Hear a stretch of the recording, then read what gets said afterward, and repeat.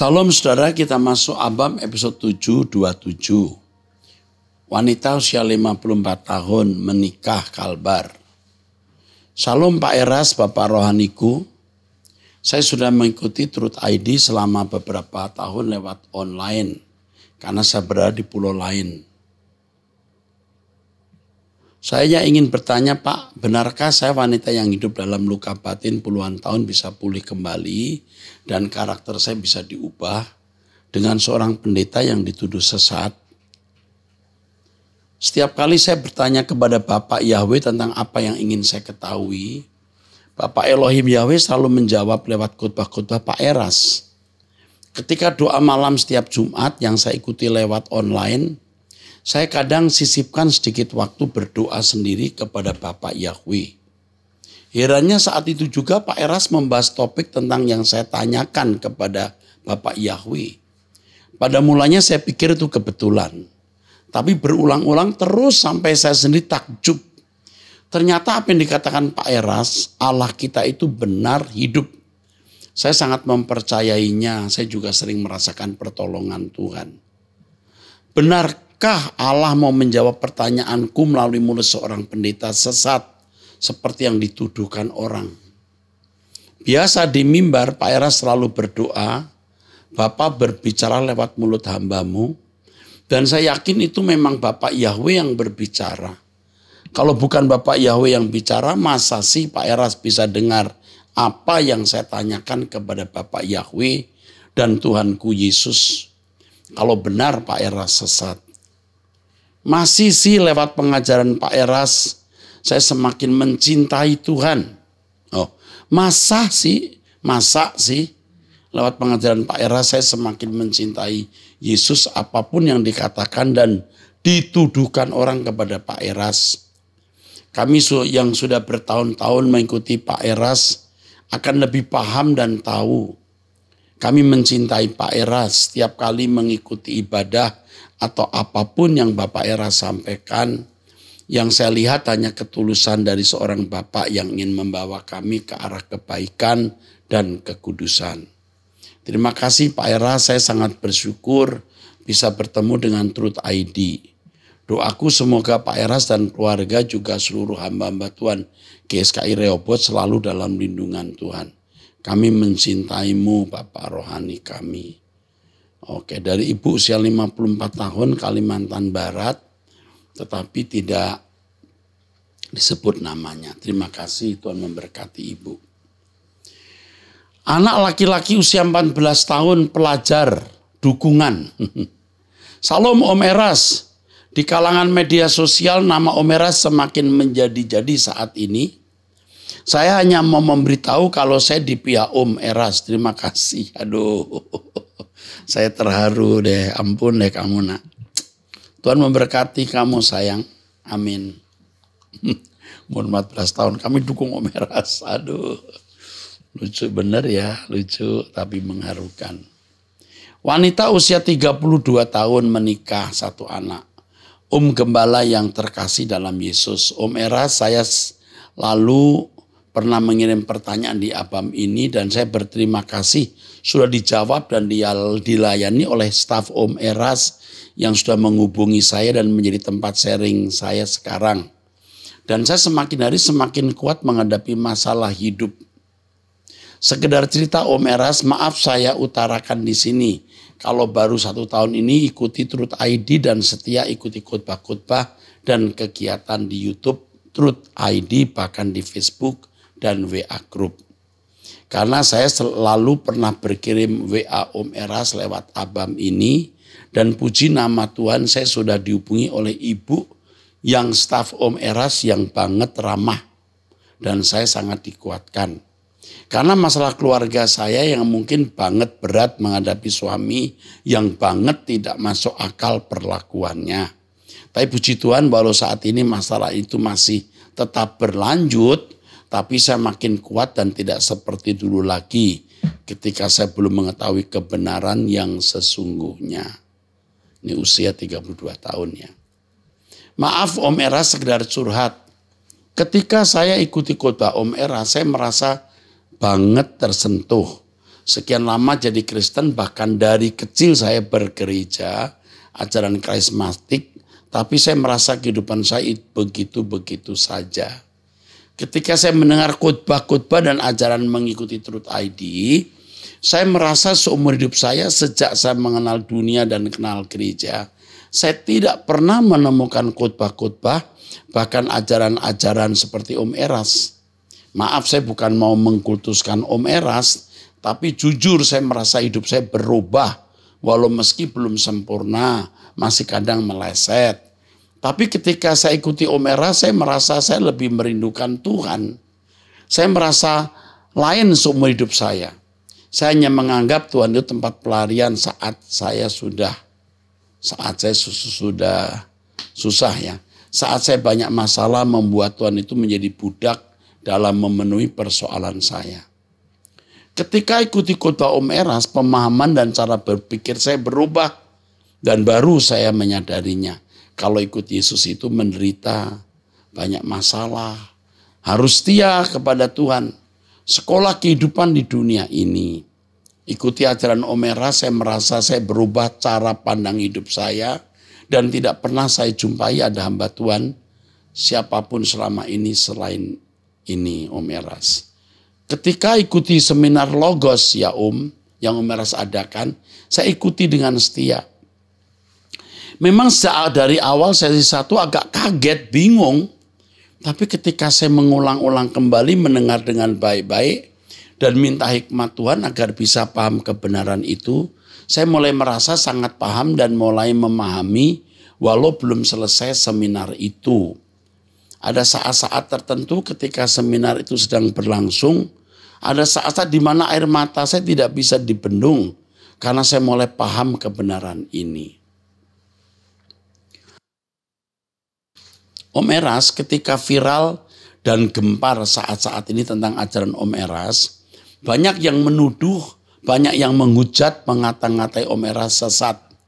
Saya menangis Om, saya sedih, tapi saya selalu berdoa saya berdoa pada Tuhan pasti kebenaran dibela Tuhan.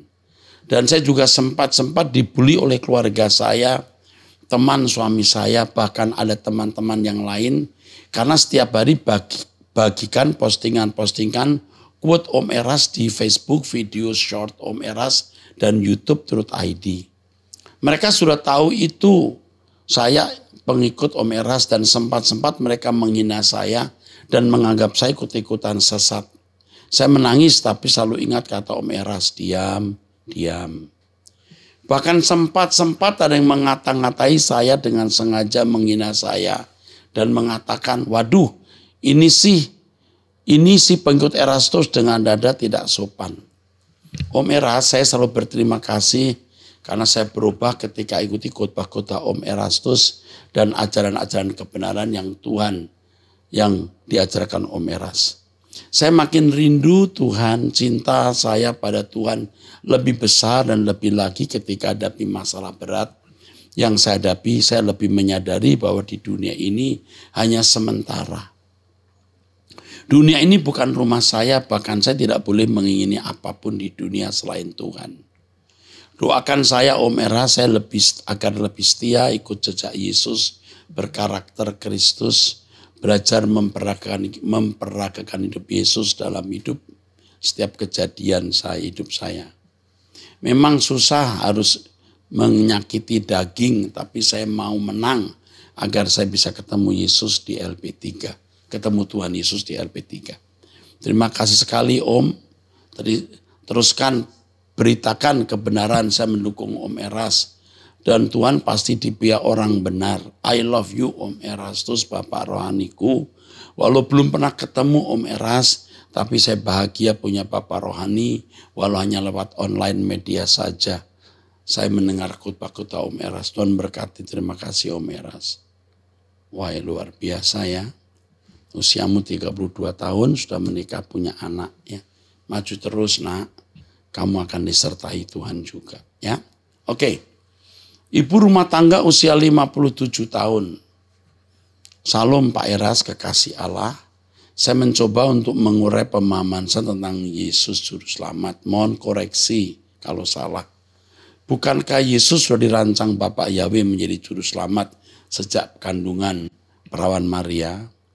Hal ini dapat diketahui dari nama yang diberi yaitu Yosua yang disampaikan kepada Maria.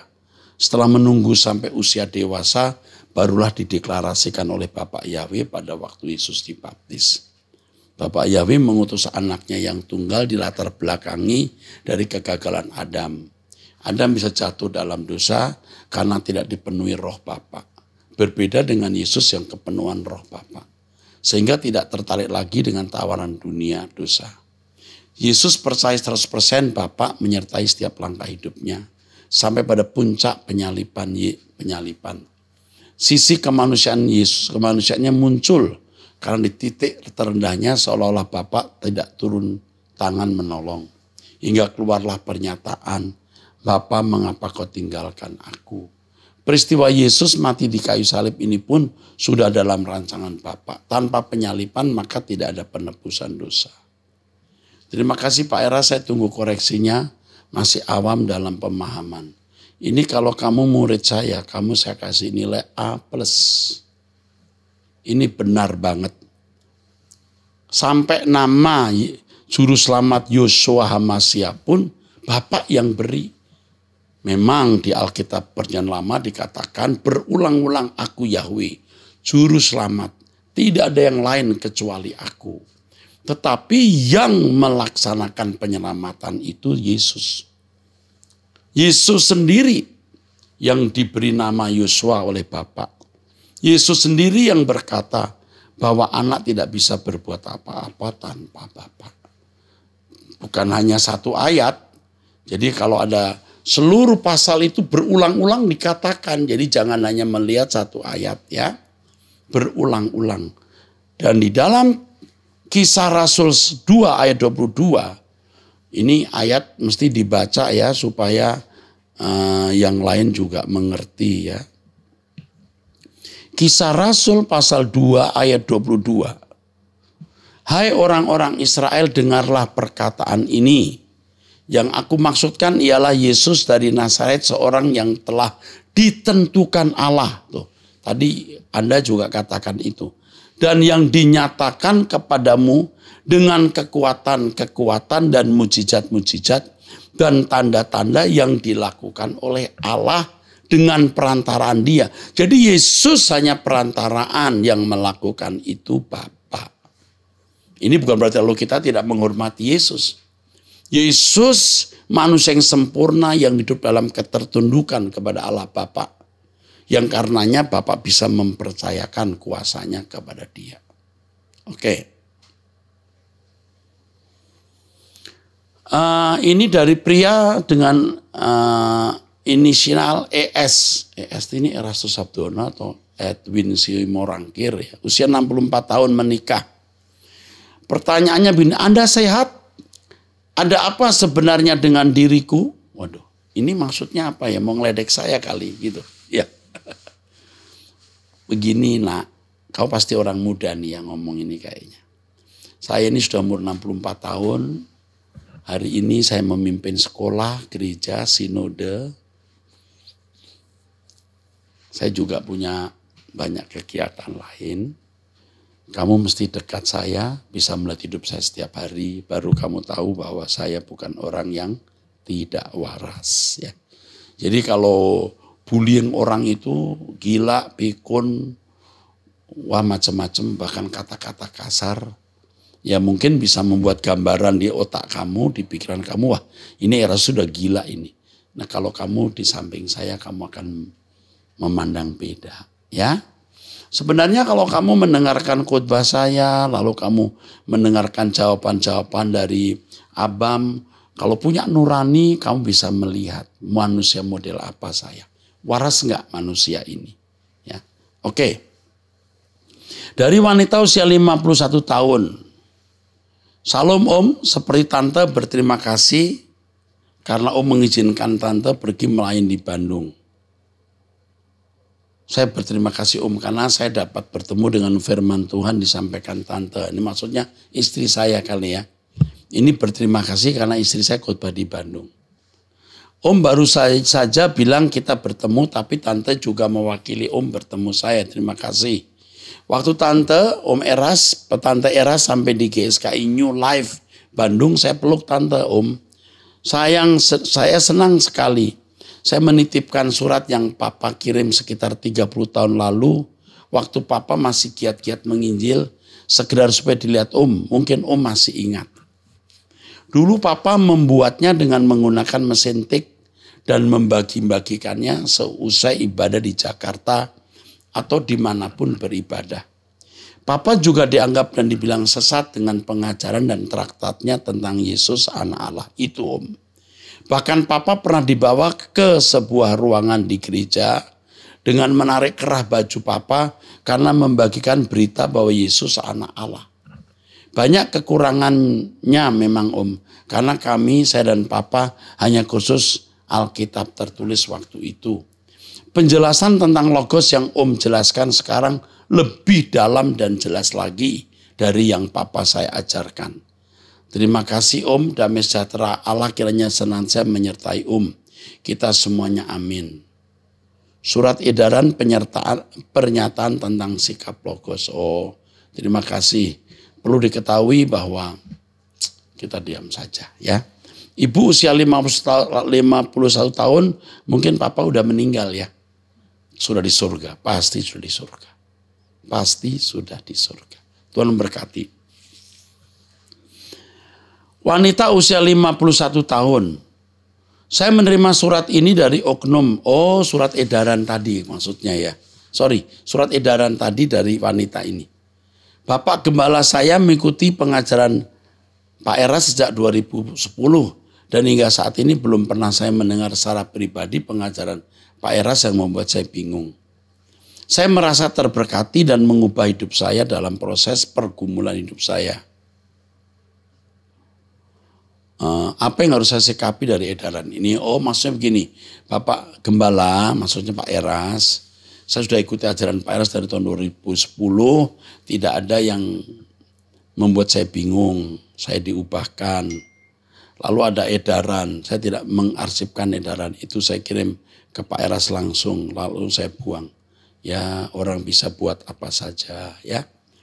Ya, orang bisa mengata-ngatai kita sesat sampai membuat surat edaran dan itu sebenarnya penghinaan. Kalimat-kalimat itu menghina, mendiskreditkan, bahkan bisa disebut menista. Ya, tapi enggak apa-apa. Oke, sudah cukup. Kita nggak usah balas dulu ya. Nggak usah balas. Wanita usia 47 tahun dari Jakarta, Karyawati. Damai sejahtera Pak Eras dan tim yang saya kasihi. Saya seorang Katolik dan sudah sekitar 15 tahun ikuti pengajaran Pak Eras. Awalnya melalui buku-buku dan kemudian YouTube. Beberapa kali juga hadir dalam seminar saat masih di Mall of Indonesia dan kemudian di Arta Gading sampai sebelum pandemi. Tapi sekarang saya hanya pantau melalui YouTube saja karena lebih efisien dalam waktu. Serial pengajaran Bapak yang jadi favorit saya adalah doa Bapak kami. Saya sudah 3 kali bertemu dengan Bapak loh, Pak Eras. Baik saat makan di mall ataupun kebetulan berada di lift yang sama. Tapi saya selalu hanya menyapa singkat tanpa memperkenalkan diri karena saya takut mengganggu privasi Pak Eras. Saya pikir karena Bapak hamba Tuhan, siapa tahu Bapak di dalam hati sedang menyembah Tuhan atau bercakap-cakap dengan Tuhan. Kalau saya ajak ngomong takut nanti jadi buyar. Hehehe. Terima kasih untuk teladan hidup Pak Eras. Saya banyak belajar dari Pak Eras terutama mengenai kerendahan hati dan hidup tanpa kemelekatan dengan dunia. Sekarang saya sangat antusias ikuti serial pengajaran Logos dan selalu menanti-nantikan update yang terbaru. Gagasan mengenai ini bahwa Kristus bukan serta-merta terlahir sebagai Logos. Pernah terpikirkan oleh saya sekitar 30 tahun lalu saat saya masih kuliah. Sayangnya saat itu sama sekali tidak ada sumber. Tidak ada seorang pun yang membahas tentang hal ini. Puji Tuhan akhirnya sekarang Tuhan menyingkapkan kepada Pak Eras. Makanya saya senang sekali mendengar pengajaran Logos ini. Jangan sakit hati ya Pak dengan bullying orang. Sebagai seorang Katolik, sejak lahir atau bahkan mungkin sejak berabad-abad lalu, umat Katolik sudah dibully oleh orang-orang Kristen denominasi lain karena keberadaan patung di rumah ibadah penghormatan kepada Bunda Maria. Padahal yang kami maksudkan sama sekali tidak seperti yang mereka tuduhkan. Begitu juga yang dialami Tuhan Yesus ketika beliau dikata-katai bahkan sampai disalib karena dianggap menghujat Allah Bapa. Tapi pengajarannya bertahan sampai 2 milium kemudian. Galileo Galilei juga sampai dihukum mati karena gagasannya pada saat itu. Tapi sekarang terbukti gagasannya benar. Kalau melihat fenomena ini saya ingat perumpamaan tentang Samaria yang murah hati, Pak. Si imam dan si Lewi mengabaikan orang itu karena takut menjadi najis jika terkena orang yang habis dianiaya. Dalam satu hal mereka berbuat baik dan benar menurut ukuran yang mereka yakini. Mungkin seperti itulah pembuli-pembuli Pak Eras. Padahal yang dikehendaki Bapak adalah seperti yang dilakukan si Samaria yang mengasihi dan menghormati hidup orang lain. Jadi mari kita maklumi saja perbuatan mereka. Hehehe. Pokoknya saya akan tetap ikut serial Logos sampai selesai. Semangat terus untuk Pak Eras dan keluarga, terutama untuk Stephen dan Stefani, kiranya Tuhan memberkati, memberi kekuatan pada Pak Eras dan keluarga serta tim Truth ID. Sehat selalu ya Pak, terima kasih sudah mengorbankan banyak hal, terutama nama baik untuk kami domba-domba saat ini. Dominus vobiscum, wah keren ini.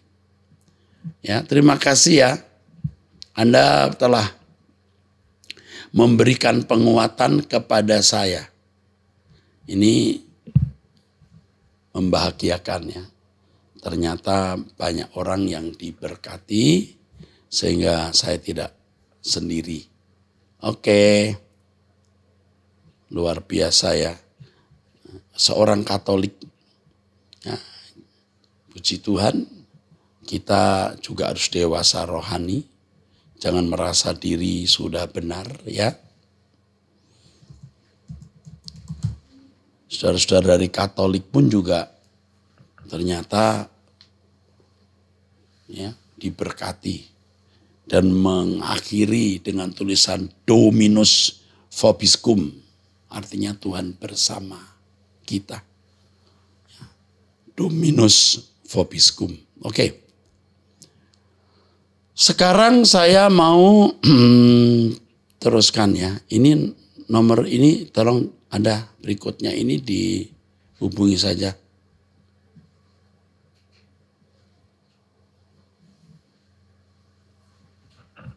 Oke. Ini mahasiswa masih muda. Ini kayaknya perlu diperhatikan deh ya. Tolong bantu. Apa yang bisa dibantu untuk orang muda ini. Wanita usia 21 tahun, Om Eras saya mau bertanya, apakah salah jika saya sebagai anak memberi masukan kepada orang tua agar tidak menceritakan jika ada masalah dengan keluarga, baik keluarga jauh maupun dekat. Walaupun ada yang bertanya kepada orang tua saya dengan niatan untuk memastikan masalah yang terjadi dalam keluarga.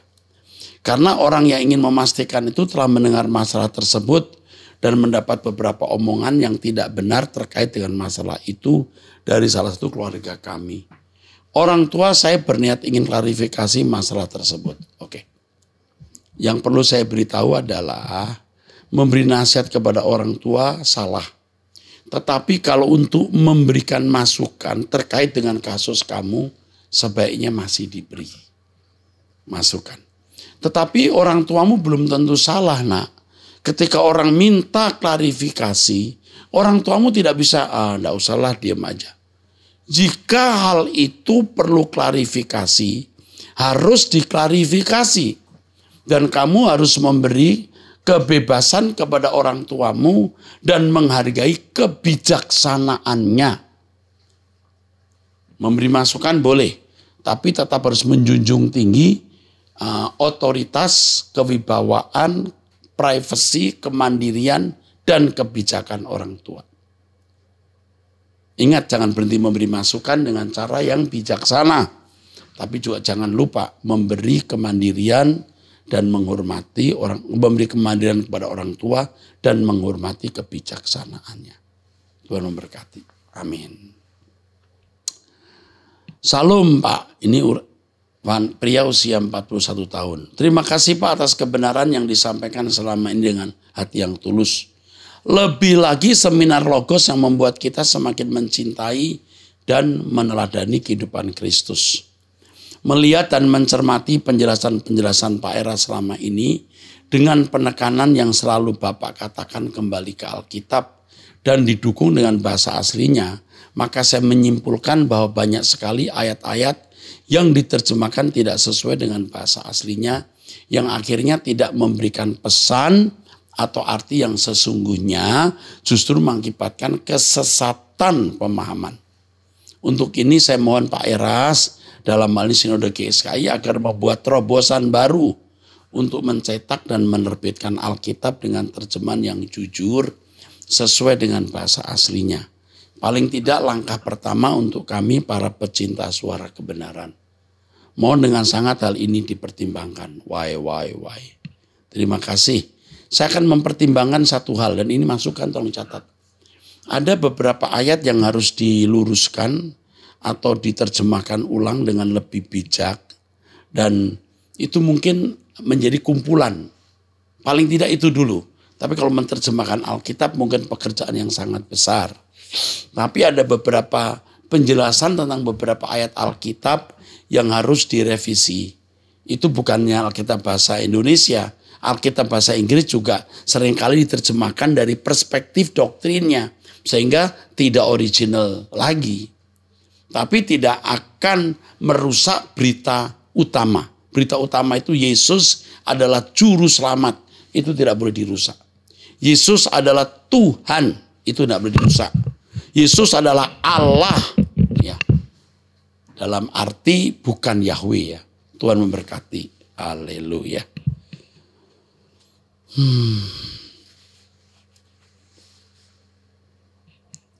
Ini perlu dikonseling ini. Pak, saya berumah tangga 18 tahun tapi belum punya anak. Walaupun kami belum punya anak, hubungan saya dengan suami tetap harmonis. Selama ini saya selalu khawatir akan hari tua nanti. Terkadang orang-orang di sekeliling saya mengintimidasi saya. Bagaimana kalau kamu sudah tua nanti, siapa yang urus? Tapi setelah saya dengar khotbah Pak Eras yang mengatakan punya anak atau tidak punya anak harus tetap hidup sesuai karakter Tuhan. Karena tujuan utama pernikahan. Bukan untuk memiliki anak. Koreksi saya kalau salah. Betul Bu? Ibu betul? Terima kasih Pak Eras buat khotbah-khotbahnya walaupun saya mendengarkan hanya melalui siaran ulang karena keterbatasan jaringan karena saya tinggal di pelosok. Tapi saya sangat terberkati dengan pelayanan Bapak sebagai guru bagi saya dan suami untuk menuju langit baru dan bumi baru. Saya terus ya Pak, panjang umur masih membutuhkan Bapak. Kami masih membutuhkan Bapak. Kalau boleh Pak, saya rindu dilayani secara khusus. Oke? Nah, biar dihubungi ya Ibu ini ya.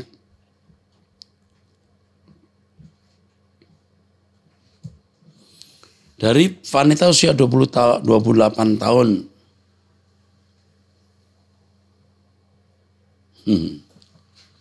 Bagaimana cara mengundang Bapak untuk menjadi pembicara dan memberkati pernikahan saya? Syarat dan biayanya apa saja?